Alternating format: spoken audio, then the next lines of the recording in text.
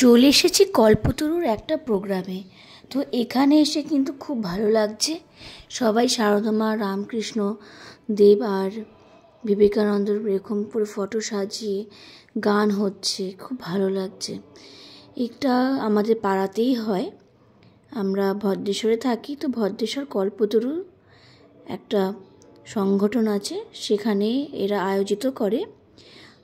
এটা 1 জানুয়ারিতে হয়েছিল।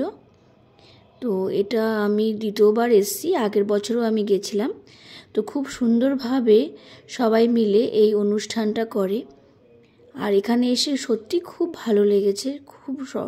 অনেক রকমের গান শুনেছি, অনেক ভালো লেগেছে রামকৃষ্ণ দেবের, সারদা মার।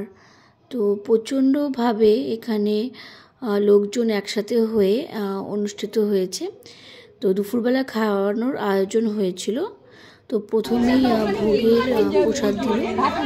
ভোগের প্রসাদ যাকে বলে অপূর্ব, অতুলনীয় ছিল, এত টেস্টি ছিল। তারপরে খিচুড়ি প্রসাদ, খিচুড়ির সাথে চলে এসছে বাঁধাকপি।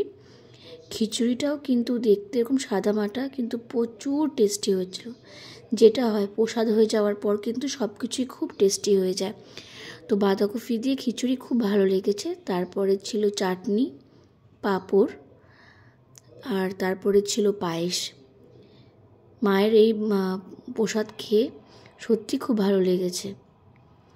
Till then, tata, bye by.